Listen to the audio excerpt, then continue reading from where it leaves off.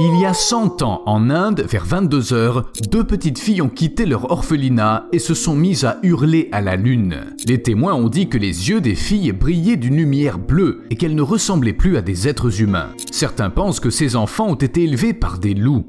Mais en réalité, pour devenir un animal sauvage, il n'est pas nécessaire d'être élevé en meute.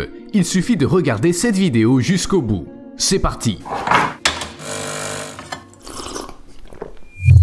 Que se passe-t-il si vous enfilez un costume de crocodile et plongez dans un étang rempli de vrais prédateurs? Bon, ça semble évident que ça ne vous apportera rien de bon, n'est-ce pas? En fait, c'est un peu plus compliqué. Parfois, il ne se passe rien du tout. Voici Gary Saurage, qui connaît un truc ou deux sur les alligators. On dirait bien qu'il a consacré la majeure partie de sa vie à ces animaux effrayants, qu'il en a attrapé des milliers et qu'il a réussi à les comprendre. Attention, n'essayez pas de répéter l'expérience. C'est extrêmement dangereux. Gary fréquente les alligators depuis si longtemps qu'il peut reconnaître le danger à temps. Mais il s'avère qu'avec le costume et la bonne position pour le corps, il est presque invisible aux prédateurs. Invisible en tant qu'humain. Il semble que les alligators prennent facilement Gary pour un de leurs congénères pendant qu'il barbote dans l'eau avec eux ou rampe sur la pelouse. Il peut même toucher les animaux et ils ne fuiront pas et ne l'attaqueront pas. Les alligators perçoivent la situation comme quelque chose de tout à fait normal. Eh ben, il est long, il a une queue, et il rampe.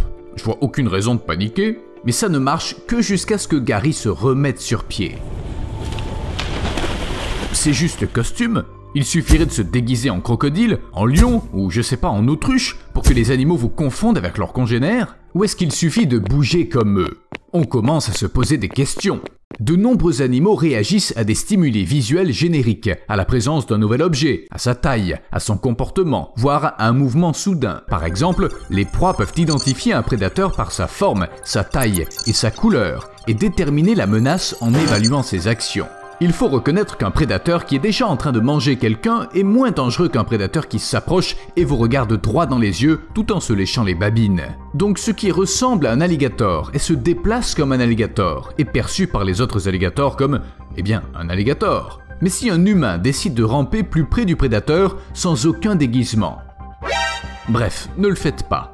Mais bien sûr, les personnes qui ont compris comment fonctionne la perception animale ne pouvaient ignorer ces nouvelles connaissances. Elles ont appris à l'utiliser, également pour le bien des animaux. Vous savez probablement que les pandas ont des difficultés à procréer, ce qui signifie que chaque petit panda est incroyablement précieux pour la planète.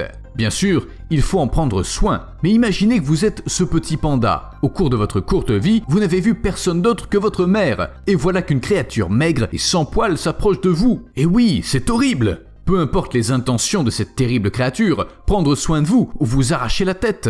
Pour réduire le stress des petits, les gardiens du sanctuaire de la faune de Wenchuan Wulong, en Chine, portent des costumes de panda. C'est hilarant et aussi un peu étrange. Pour réduire le stress au minimum, les employés du sanctuaire utilisent des odeurs. Vous accepteriez, vous, non seulement d'enfiler un costume de panda, mais aussi de l'enduire de diverses sécrétions animales? Ce qu'il ne faut pas faire pour le confort et la sécurité des petits. Mais il est également important qu'ils ne s'habituent pas aux humains, car les pandas devront vivre à l'état sauvage. Le costume fonctionne également dans cette situation, et cette approche est également utilisée avec d'autres animaux. Par exemple, avec les oiseaux. Oui, moi aussi j'ai imaginé un employé de la réserve naturelle avec des fausses ailes énormes. Mais en général, il ne faut pas grand-chose pour tromper les poussins. Pour les nourrir, les gens prennent en main un truc qui ressemble à un oiseau artificiel, qui, comme une mère le ferait, donne de la nourriture aux bébés de bec en bec. C'est nécessaire pour qu'à l'avenir, ils apprennent à trouver leur nourriture par eux-mêmes, sans dépendre de l'aide humaine. Je trouve pas vraiment que la main oiseau soit réaliste, mais les poussins ne semblent pas être trop difficiles. Ou bien ils ne sont tout simplement pas assez intelligents.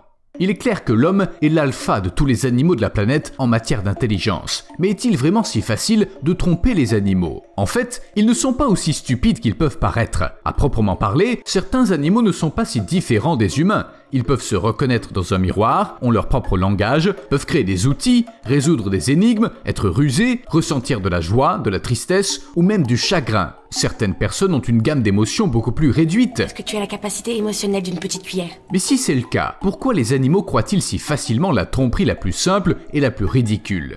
Comme je l'ai dit, beaucoup d'entre eux s'appuient principalement sur des signaux visuels. Ça fonctionne un peu comme le rasoir d'Occam, mais dans la nature. En bref, on peut le décrire de la manière suivante. Allez au plus simple. Si dans un endroit où vivent des hippopotames, vous voyez quelque chose qui ressemble à un hippopotame, alors il s'agit très probablement d'un hippopotame et non de 8 gnomes acrobates empilés dans un costume. On ne peut pas en vouloir aux animaux de réfléchir comme ça. Mais ne vous dites pas que tout se réduit à une simple inspection visuelle. De nombreux animaux se fient à des signaux chimiques comme l'odeur, mais aussi à des signaux tactiles et auditifs. Le tout afin de reconnaître qui ils ont devant eux. Par exemple, un poisson-crapaud reconnaît la voix des dauphins, l'un de ses principaux prédateurs, et en réponse, il diminue l'intensité de son activité. Vous connaissez la technique. Si vous ne bougez pas, ils ne vous verront pas. Et les chiens? Presque personne ne dirait qu'ils sont sacrément intelligents. Enfin, dans la plupart des cas.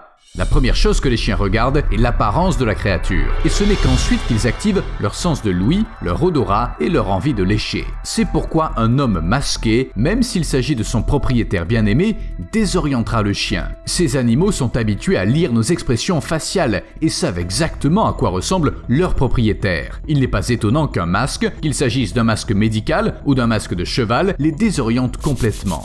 Parce que l'esprit des animaux ne peut pas comprendre l'idée qu'une créature puisse se faire passer pour une autre, c'est-à-dire se faire passer aussi bien. C'est pourquoi les différentes astuces de mimétisme fonctionnent, et c'est pourquoi un magasin de costumes pour lions ferait rapidement faillite. Certains animaux parviennent même à créer une sorte d'armure qui les aide à survivre. Le réduvé masqué est un gros insecte assassin qui utilise le sable pour se créer un costume d'Iron Man au stade de nymphe, c'est-à-dire à l'adolescence. Enfin bon, son costume n'est pas en fer. La surface du corps de la nymphe émet un liquide collant où se fixe le sable, la poussière, le pollen et d'autres petites particules. C'est ainsi que l'insecte se déguise de ses ennemis et devient moins attrayant pour eux. Imaginez, vous laissez tomber une sucette dans le sable et plein de trucs s'y collent. Qui voudrait la manger? Mais tout cela, c'est la composante visuelle, c'est assez évident. J'aimerais parler des odeurs, mais on va pas parler des costumes de pandas parfumés. Parlons plutôt des abeilles. Vous savez, si vous mettez l'odeur de la reine des abeilles sur votre corps, alors tous les saints pourraient bien vous suivre. Alors pourquoi ne pas l'utiliser? Pas avec des abeilles, bien sûr. Les abeilles sont trop ennuyeuses. Pourquoi ne pas essayer pour chasser une tigresse? Une prédatrice nommée Avni aurait lancé au moins 13 attaques mortelles sur des humains, mais personne ne réussissait à l'attraper. Et puis une arme secrète est entrée en jeu, un parfum Calvin Klein. Ça peut paraître absurde, mais les notes musquées de ce parfum influencent souvent les animaux, les mettant dans une sorte de transe. Les chasseurs espéraient confondre Avni, la neutraliser avec un tranquillisant et la transporter à un autre endroit. Mais la tigresse s'est avérée trop intelligente et n'a pas succombé à la magie de l'odeur. On ne peut pas en dire autant d'autres animaux. Beaucoup sont tellement sensibles à l'odeur que vous pouvez même faire en sorte qu'un coyote patrouille votre jardin. Il suffit de répandre son urine le long du périmètre et aucun rongeur n'endommagera vos rosiers. Vous pouvez même vous passer d'un vrai coyote, son odeur suffit. Pas étonnant que l'humanité ait eu l'idée de vendre ses parfums. Et vous savez, je ne sais pas si c'est une bonne ou une mauvaise chose. Tout chasseur sait qu'un flacon d'urine de cerf incitera facilement d'autres cerfs à suivre l'odeur, pour en subir parfois les tristes conséquences. Ils se disent qu'une femelle ou des proches les attendent, et au lieu de cela, ils trouvent un humain. Pas de happy ending.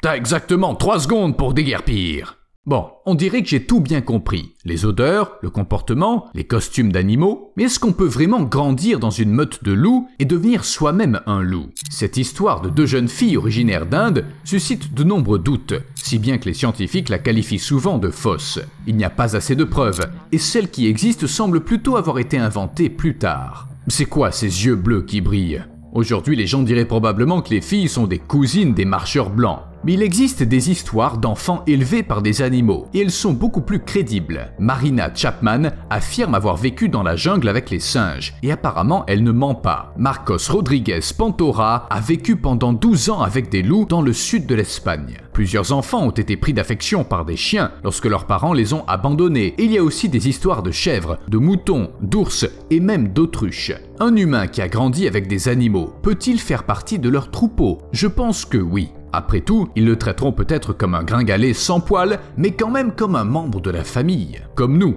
on a tous un proche qui est un peu bizarre. À plus!